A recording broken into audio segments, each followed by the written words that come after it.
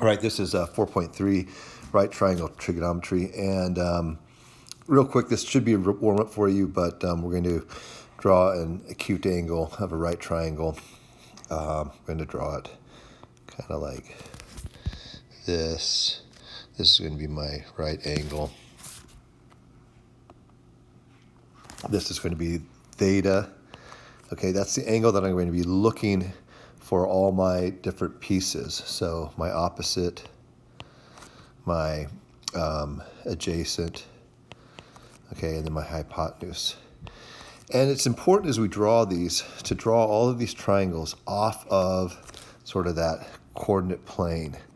All right, so this angle, this theta, should always be sort of one of these angles, okay? And the right angle should always be sort of that opposite that. In order for you to get it right, I often see people draw like an angle. They'll have this, and they'll draw an angle like this, and they'll say, okay, this is the hypotenuse, and this is the opposite, and this is the adjacent or something. It's like, what is this? This means nothing. So be careful about that. Anyway. SOHCAHTOA, we know all of this. This is opposite over hypotenuse, adjacent over hypotenuse, opposite over adjacent. Cosecant is just the reciprocal, hypotenuse over opposite, secant, hypotenuse over adjacent, and cotangent is adjacent over opposite. So you should know all of those. That should be review, although looking at the first quiz, it wasn't complete review for some of you. Okay, these are the fundamental identities. Here's reciprocal identities, just basically saying that sine and cosecant are reciprocals, cosine and secant are reciprocals, tangent, cotangent reciprocals, okay? The quotient identities basically says that tangent is sine over cosine, and cotangent is cosine over sine. The Pythagorean identities, this is the primary one to know. That's the one you want to know. The other two here, okay, this one is if we came in and just came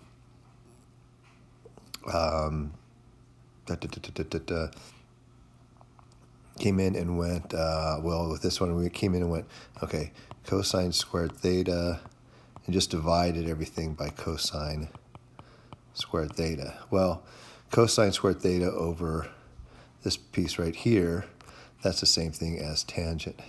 And cosine squared over cosine squared is the same as 1. And then 1 over cosine is the same as secant. So just by dividing each of the terms, we would get this version of it. Likewise, if we came in and we divided everything by sine squared, sine squared, sine squared theta, okay, we would have this would equal 1, this would equal cosine squared theta, and this would equal that. So that becomes that. So as it says, as long as you remember the first identity, you can divide both sides by sine squared or cosine squared to get the rest of them. Okay, using triangle to find values of 6 trig functions. So let's just say this is a 3, 4, 5 triangle. This is a right triangle. Here's our theta. So sine of theta, so it means sine of this angle here, theta, equals opposite 3 over hypotenuse, 3/5. Cosine of theta, going to be adjacent, 4/5. Tangent of theta is going to be opposite over adjacent, 3/4. Cosecant theta, that's the reciprocal, so that's going to be 5/3. Secant theta, reciprocal of cosine, 5/4. And cotangent theta, the reciprocal is 5/3. Okay. Sketch a right triangle for the given trig function of an acute angle. Find the other 5 trig functions. Okay. So it's cosine. Everything is positive. So that's real important to remember. So everything is positive.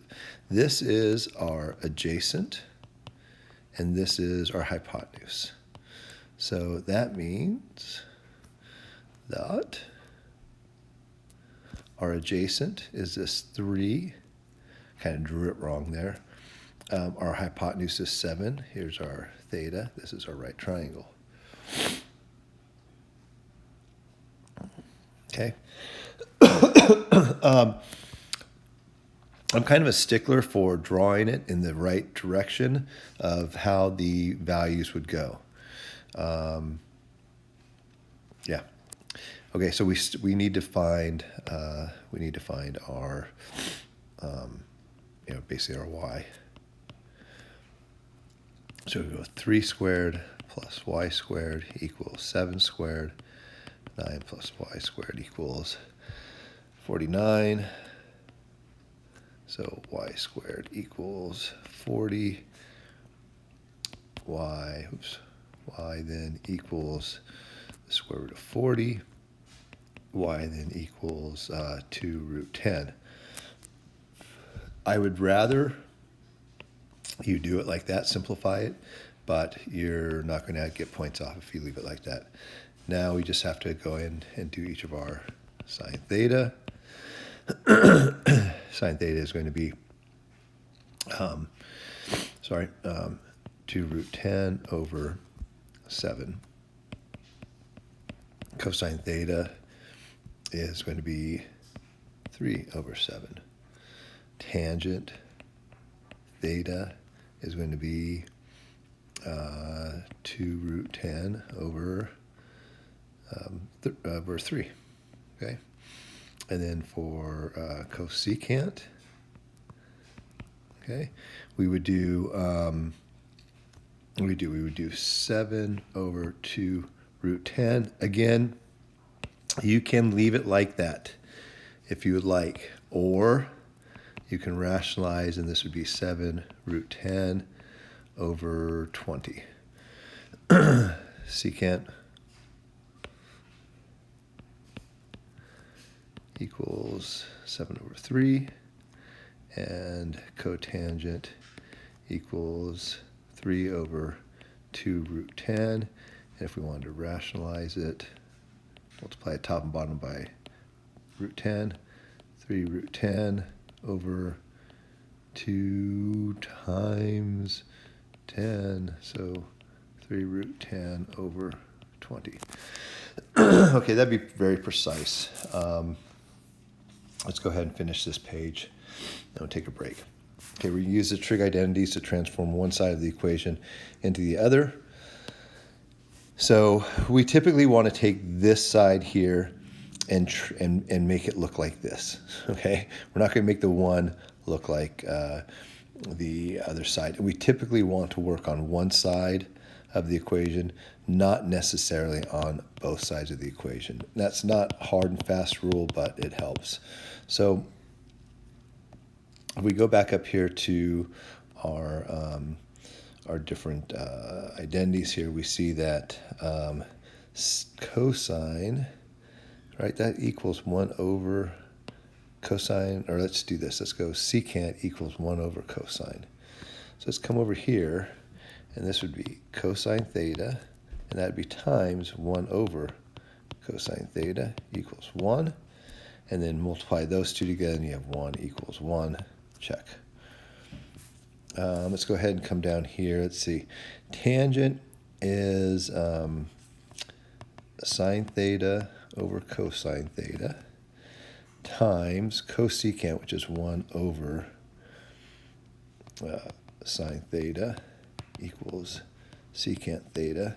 Well, these two signs cancel out. That leaves me with 1 over cosine theta equals secant theta, and sure enough, right, 1 over cosine theta equals secant theta. So I come over here and I say secant theta equals secant theta. So again, notice everything I did was on this side of the equal sign, and I just worked it until it looked like that one. Okay, number 2 here. This one a little different, a little more difficult. We come over here, think of difference of squares wherever we have. We go secant times secant squared theta. Now if I take this tangent